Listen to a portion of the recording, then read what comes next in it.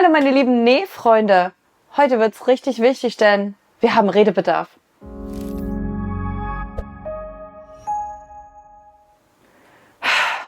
Erstmal muss ich tief durchatmen, denn dieses Video ist wirklich sehr persönlich. Ich rede mit euch heute über ganz persönliche Sachen. Als erstes bin ich euch aber noch ein paar Worte zum Thema Makerist schuldig. Ich habe in meinem letzten Makerist-Video gesagt, dass wir uns das Ganze jetzt mal anschauen, wie sich das entwickelt. Darüber will ich heute reden. Dann geht es um meine persönliche Zukunft, die Zukunft des Kanals und meiner Firma. Was ist eigentlich passiert? Warum ändert sich jetzt überhaupt etwas? Darüber will ich mit euch reden. Und dann gibt's am Ende aber noch mal was richtig Cooles. Denn in meinem nächsten Video wird es eine Überraschung geben, aber darüber sprechen wir am Ende des Videos nochmal etwas konkreter. Also erstmal zum Thema Makerist. Die Website ist ja jetzt nicht mehr da. Die meisten Designer, die auf dieser Homepage waren, sind entweder weg oder haben ihre eigene Seite ausgebaut oder sind woanders hin geflüchtet. Und wir schauen uns mal an, wo die Reise denn hinging. Also ich habe das Ganze mal ein bisschen beobachtet und auch selber ein bisschen rumprobiert. Tatsächlich sind viele Designer auf stoffe.de gelandet, aber das betrifft nur die ganz großen Designer. Also die Firmen, die eigentlich jeder kennt. Die sind auf stoffe.de gelandet. Kleine Firmen wie meine wurden leider abgelehnt und das sogar grundlos. Deswegen ist mein persönlicher Support für stoffe.de gerade nicht so groß, weil ich es gerade nicht so fühle. Vielleicht kommt das wieder und ich kann vergeben und vergessen. Und es gab ja noch eine Good News. Die Mitarbeiterinnen, und das ist jetzt mit Absicht weiblich gehalten, denn die meisten dort waren Ladies, sind ja alle zu stoffe.de gewechselt. Ihr könnt dort den Content auch jetzt online verfolgen. Die meisten von denen sind auf Instagram zu sehen und das ist eine gute Sache, denn ich bin froh, dass die Jobs bewahrt wurden. Ich bin dafür jetzt auf der Seite Zevando.de. Die ist komplett neu aufgezogen worden von mehreren Designern, beziehungsweise wurde mit uns Designern zusammen dran gearbeitet. Ich fand das richtig gut und das war auch komplett transparent. Am Anfang gab es ein paar Verzögerungen, die wurden uns komplett transparent mitgeteilt. Wir waren immer live mit dabei und ich finde, die Seite ist wirklich gelungen.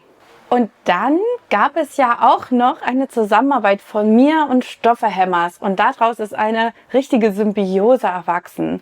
Meine Schnittmuster gibt es jetzt bei Stoffehammers. Das ist für mich ein großer Schritt gewesen und unglaublich, dass ich jetzt auf dieser großen Plattform sein darf. Und da gab es übrigens überhaupt keine Diskussion oder Probleme wie bei stoffe.de.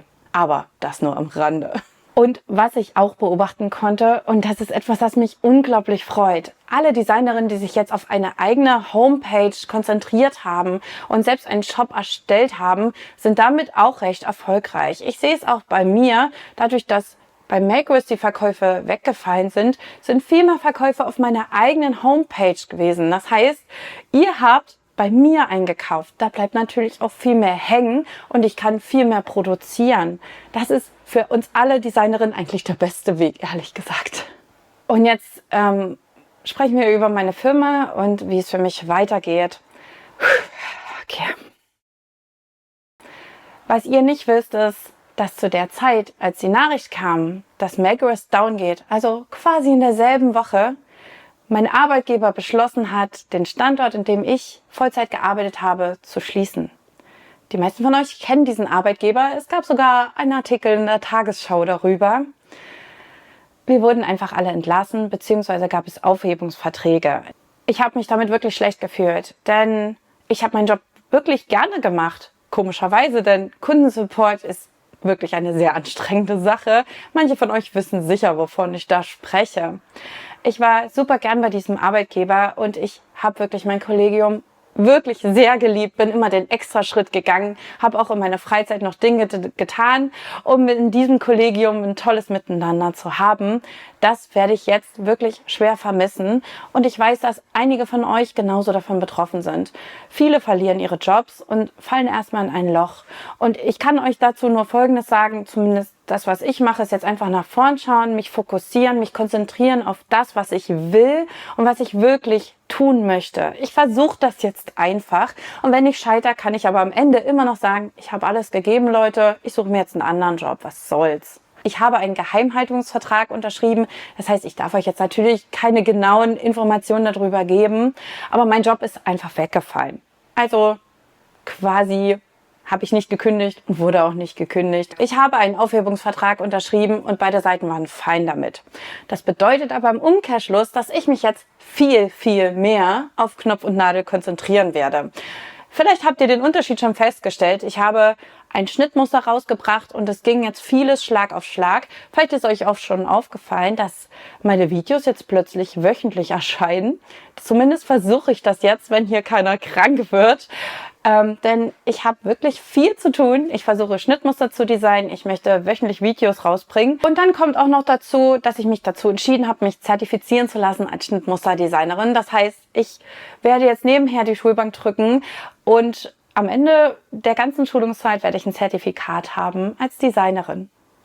Das Positive an der Sache ist natürlich, dass ich jetzt einfach viel mehr Zeit für Knopf und Nadel habe.